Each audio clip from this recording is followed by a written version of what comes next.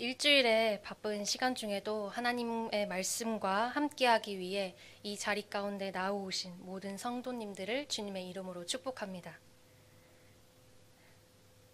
우리는 과연 하나님에 대한 이 믿음의 확신을 어떻게 얻을 수 있을까요? 말씀을 많이 읽고 하나님에 대한 지식이 많은 사람들일까요? 예배를 한 번도 빠지지 않고 참석하는 사람일까요? 아니면 교회에서 봉사를 많이 하는 사람일까요? 우리는 어떻게 하면 믿음에 대한 확신을 얻을 수 있을까요? 이 요한일서는 사도 요한이 말년에 소아시아에 머물고 있을 때 그 지역의 교회가 큰 시련을 겪고 난 후에 기록한 편지입니다. 요한일서 2장 19절을 보면 저희가 우리에게서 나갔으나 우리에게 속하지 아니하였나니 만일 우리에게 속하였다면 우리와 함께 거하렸으니와 저희가 나간 것은 다 우리에게 속하지 아니함을 나타내려 함이니라 라고 기록합니다. 이 말씀 구절에서 저희가 우리에게서 나갔다 라고 한 것은 어떤 무리가 교회 공동체 안으로 들어와서 함께 하려고 했지만 결국은 교회 공동체와는 다른 모습에 결국 그들이 함께하지 못하고 나갔음을 말합니다. 여기서 말하고 있는 그 무리는 바로 이단입니다. 그들은 구체적인 이름을 밝히고 있지 않지만 적 그리스도들로, 즉 그리스도를 대적하는 자로, 그리고 거짓 선지자들로 불리고 있습니다. 이들은 영지주의라는 사상에 영향을 받은 이단들이었습니다. 자신들도 복음을 믿는 것처럼 하면서도 너무나도 잘못된 이론들을 이 성도들에게 전파하는 자들이었습니다. 이들은 예수께서 그리스도이심을 부인했고 예수님이 육신을 입고 이 땅에 오신 하나님의 아들이신 것을 인정하지 않았습니다. 그리고 무엇보다 십자가에 죽으시고 부활하신 것도 부인합니다. 이들은 영과 육을 하나로 본 것이 아니라 각자의 것으로 보았기 때문에 하나님을 아는 지식만 있으면 도덕적으로 살지 않아도 된다고 말합니다. 하나님을 아는 지식은 중요하게 생각하면서도 실제 그들의 생활 가운데에서는 수많은 죄의 문제들이 가득하였고 그것들을 외면했습니다. 하나님을 안다고 말했지만 실제로는 자신들의 주변 사람들을 미워하고 형제들을 사랑하지 않고 사회 가운데에서 죄 짓는 것을 서스럼 없이 했던 것입니다. 이러한 이단들의 잘못된 가르침에 대해 사도 요한은 이 서신을 통해 무엇보다 예수가 그리스도이심을, 또한 하나님의 아들이심을, 그리고 하나님의 아들 예수 그리스도께서 육체로 이 땅 가운데 오신 사실을 강조하고 있습니다. 왜냐하면은 이 이단들의 주장이 모두 사실이라면 우리를 사랑하셔서 우리를 죄 가운데에서 건지시기 위해 이 땅에 오신 하나님의 크고도 놀라우신 사랑을 우리가 스스로 부인하는 것이기 때문입니다.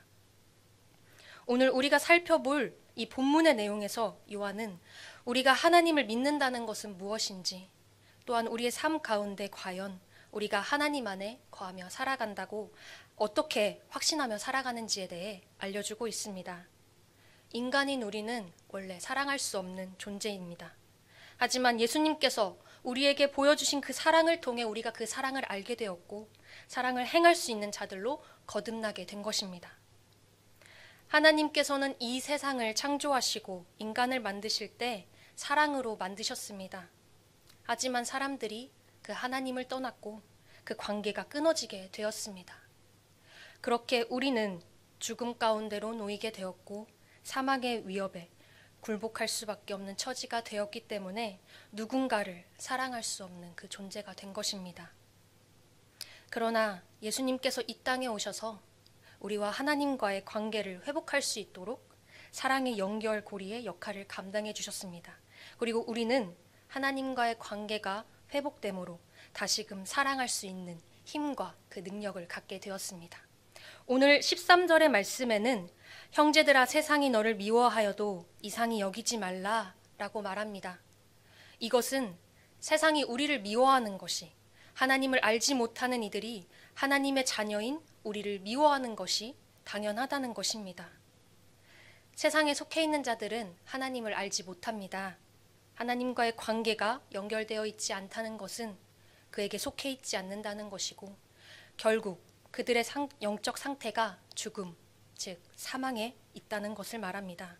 하지만 하나님과의 관계가 있고 하나님을 아는 자들은 어떠합니까? 하나님께 속해 있기 때문에 영생을 소유하게 되고 생명에 있게 됩니다. 여러분, 그렇다면 누군가를 미워하는 이 마음은 어디에서 나오는 것임을 알 수 있습니까? 바로 어두움 가운데 거하고 사망에 있는 자들에게서 나오는 것이라는 것을 우리는 이 말씀을 통해 알 수 있을 것입니다. 하나님을 알지 못하고 그에게 속해 있지 않는 자들에게서 나오는 것입니다. 본문 앞 내용에서는 가인을 그 예로 들고 있습니다.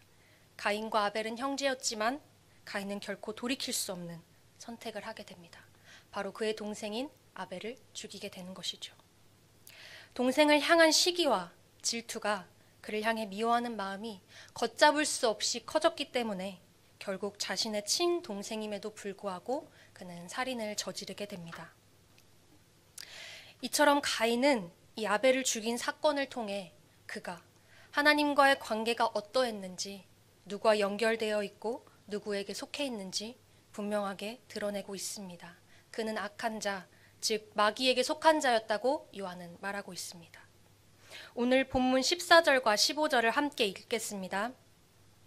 우리가 형제를 사랑함으로 사망에서 옮겨 생명으로 들어간 줄을 알거니와 사랑치 아니하는 자는 사망에 거하느니라. 그 형제를 미워하는 자마다 살인하는 자니 살인하는 자마다 영생이 그 속에 거하지 아니하는 것을 너희가 아는 바라. 아멘. 이 사랑은 사망에서 생명으로 옮겨진 것을 눈으로 확인할 수 있는 가시적인 표현인 것입니다. 우리가 원래는 사랑할 수 없는 존재였지만 하나님과의 관계가 회복됨으로 다시 사랑할 수 있는 힘을 얻을 수 있었던 것처럼 우리가 사망에서 생명으로 변화되었음을 알 수 있는 것입니다. 하지만 내 안에 미움과 시기, 질투가 있고 사랑하지 않는 자들에게는 아직도 어둠 가운데 그리고 사망 가운데 있는 것이라고 이 말씀을 통해 나타내고 있습니다. 우리가 사회 안에서 이 세상 가운데서 죄를 짓게 되면 어떻게 되나요? 재판을 받게 되거나 그에 합당한 벌을 받게 되고 감옥에 가기도 합니다. 그렇다면 우리가 누구를 미워한다고 해서 감옥에 가게 되는 걸까요? 아니요, 감옥에 가지 않습니다. 하지만 오늘 말씀에서는 미워하는 자마다 살인하는 자라고 말합니다. 그리고 미워하는 마음을 갖는 것은 살인과도 같고 그것은 사망 가운데 있는 것이라는 겁니다. 우리가 누군가를 사랑하는 것, 용서하는 것은 우리가 구원받기 위해서, 우리가 천국에 가기 위해서 선행되어야 되는 것이 아니라 우리가 예수님을 바로 알고 믿게 되면 당연히 누구를 미워하고 용서치 못하는 것들이 없어지게 되고 사랑하게 된다는 것입니다. 이어지는 16절에서는 그가 우리를 위하여 목숨을 버리셨으니 우리가 이로써 사랑을 알고 라고 말하고 있습니다. 우리는 예수님이 이 사랑을 보여주기 이전에는 이러한 사랑을 본 적이 없습니다. 나에게 잘해주는 사람들, 나를 사랑해주는 사람들을 사랑하는 것에 익숙했습니다. 하지만 여러분, 예수님은 어떤 분이십니까? 그는 우리를 구원하시기 위해 자신의 모든 것을 내어주신 분입니다. 요한은 바로 이 사랑을 말합니다. 자신의 목숨까지도 내어줄 수 있는 이것이 정말 진정한 사랑입니다. 요한이 말하는 이 사랑은 또한 십자가의 사건과 결코 떼어서 얘기할 수 없습니다. 이 세상에 가장 크고 위대한 사랑이 온전히 드러난 것은 오직 십자가 위에서만이었기 때문입니다. 가인은 아벨을 죽임으로써 그의 미움을 드러냈지만 그 반면에 예수님은 연약하고 용서받지 못할 죄인인 우리를 위해, 우리 나를 위해 스스로 그 생명을 희생하심으로써 그 사랑을 보여주신 것입니다. 그래서 그리스도의 십자가는 우리를 향하신 하나님의 사랑을 나타내는 것과 동시에 우리로 하여금 그 사랑을 알게 하는 가장 중요한 수단이 되는 것입니다. 예수 그리스도의 죽으심은 이 사랑과 생명의 절대적인 본보기였습니다. 가인의 미움은 살인을 낳았지만 그리스도의 사랑은 자기 희생을 통해 생명을 낳았습니다. 그리스도께서 우리를 위해 자기 목숨을 버리신 이 십자가 사건을 통해 우리는 참으로 사랑한다는 것이 무엇인지 우리는 알게 되었습니다. 그리고 경험하게 된 것입니다. 16절을 다시 함께 읽겠습니다.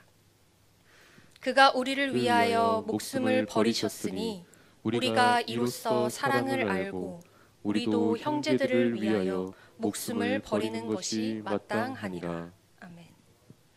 여러분, 오늘날 현대인들이 정말 중요하고 소중하게 정말 내 목숨처럼 여기는 것이 무엇입니까? 바로 시간입니다.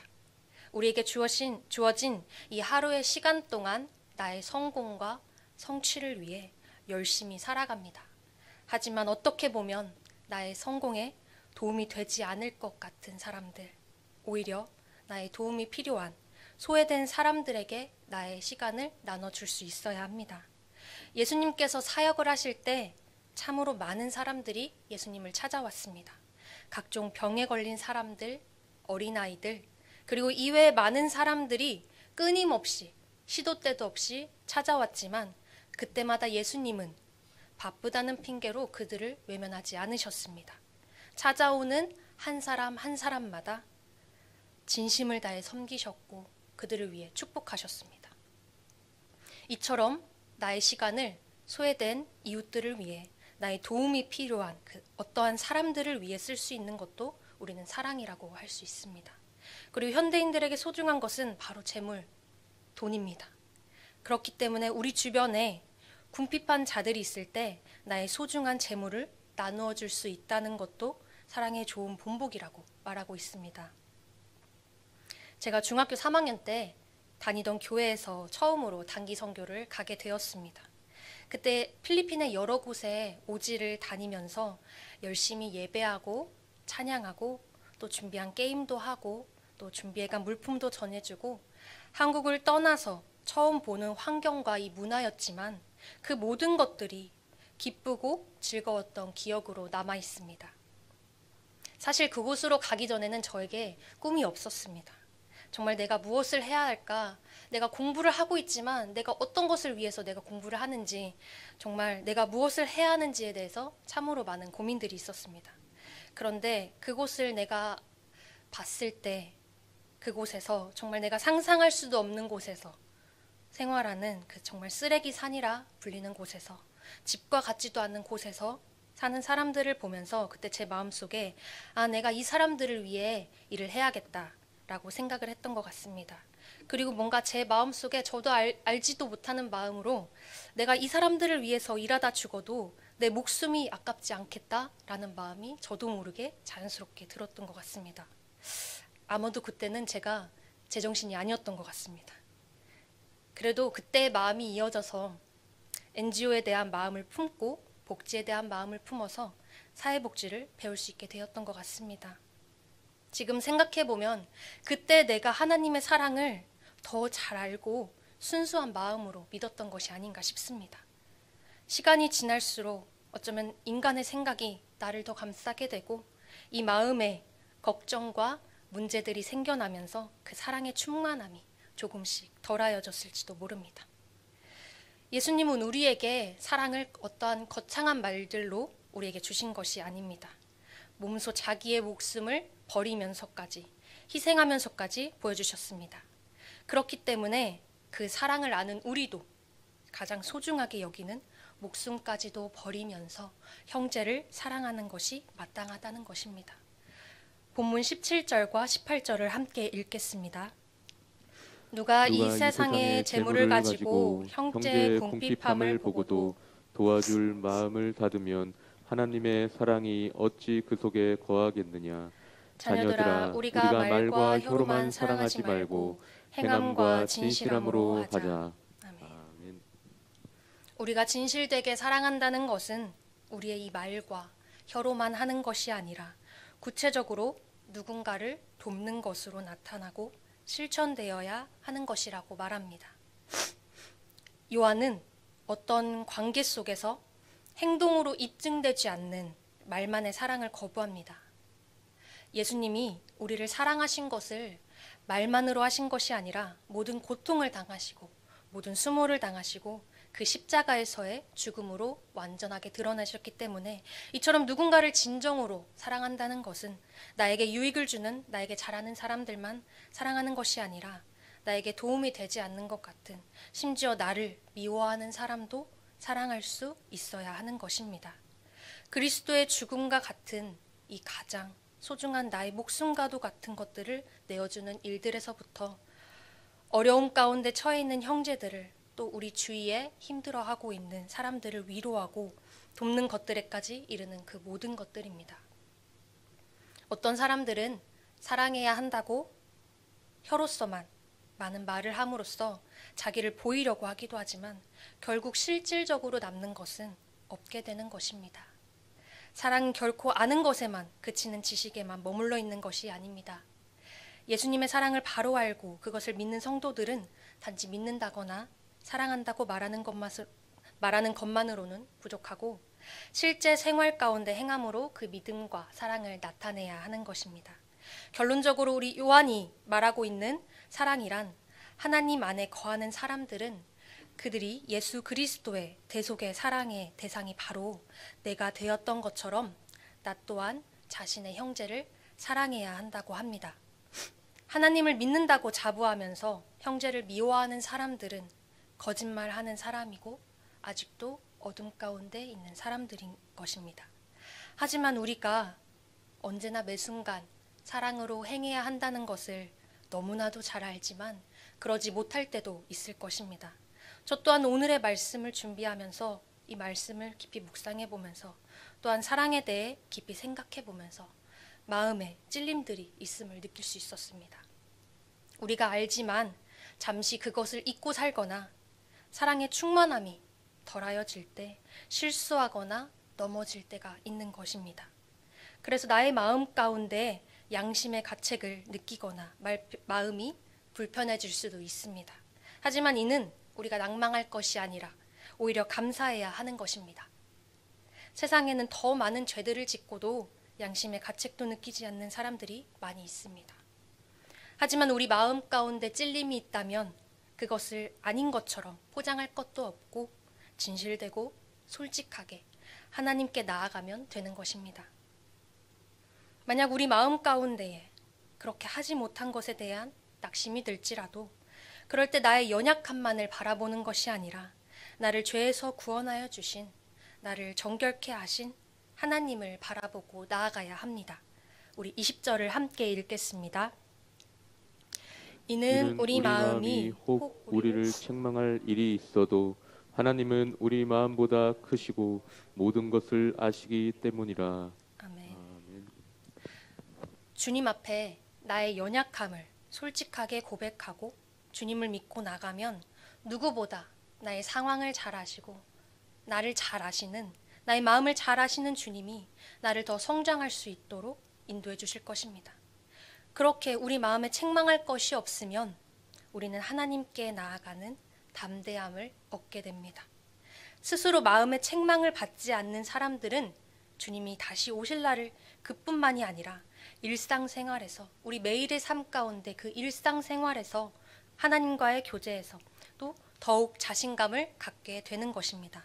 내가 갖고 있는 걱정, 근심, 염려, 또한 먹고 사는 문제, 관계의 문제, 이 모든 그 문제들을, 그 모든 것들을 다 하나님께 맡기고 하나님께 자유로이 나아가 마음을 토로하고 기도할 수 있는 담대함을 얻게 되는 것입니다.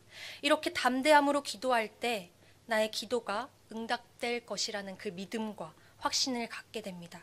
22절을 보면은 무엇이든지 구하는 바를 그에게서 받나니 이는 우리가 그의 계명을 지키고 그 앞에서 기뻐하시는 것을 행함이라 라고 합니다.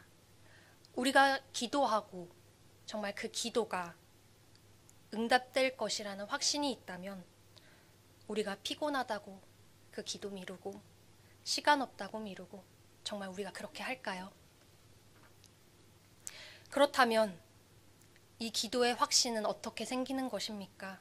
바로 하나님의 계명을 지키고 예수 그리스도의 이름을 믿고 서로 사랑하는 자에게 주어지는 것입니다.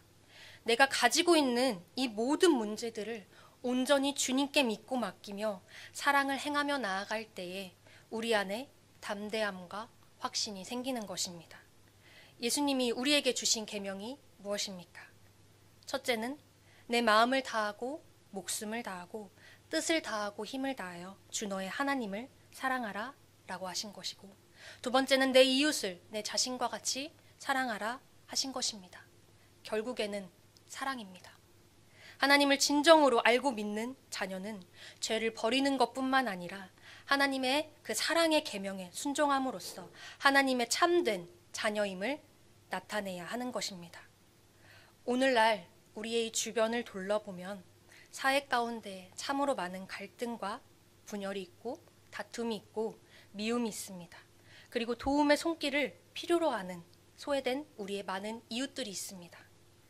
계속해서 사랑이 없어져 가는 곳들에 너무나도 많은 사랑이 필요합니다. 그렇다면 그 사랑이 과연 어디에서 나와야 하겠습니까? 바로 우리들, 내가 되어야 하는 것입니다. 그렇기 때문에 우리가 더 이상 계속해서 양심의 가책만 느끼는 걸로 끝나서는 안 됩니다. 우리가 하나님의 사랑을 알고 경험한 우리들이 사랑의 충만함을 잊고 아직도 어둠이 도사리고 있는 곳곳에 우리가 바로 사랑을 전하는 빛과 소금의 역할들을 감당할 수 있어야 하는 것입니다. 이 복음은 나를 사랑하시는 하나님의 마음을 전해주는 것입니다. 하나님은 우리를 사랑하셔서 예수님을 이 세상에 보내어 우리를 구원해 주셨습니다.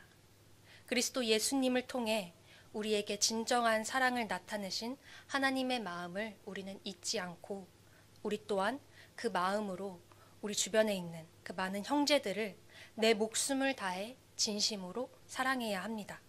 그 사랑이 나타나고 전해지는 그 중심에 언제나 염천교회 모든 성도님들이 계시길 간절히 소망합니다. 기도하겠습니다. 하나님 아버지, 오늘의 말씀을 통해 다시금 주님의 놀라우신 사랑을 깨닫습니다. 언제나 주님 앞에 바로 서서 나의 연약함, 모든 문제들, 그리고 나의 모든 것 다 맡기고 오직 하나님께 받은 그 사랑을 우리의 삶 가운데 흘려보낼 수 있는 참된 하나님의 자녀들이 될 수 있도록 인도하여 주시옵소서. 예수님의 이름으로 기도합니다.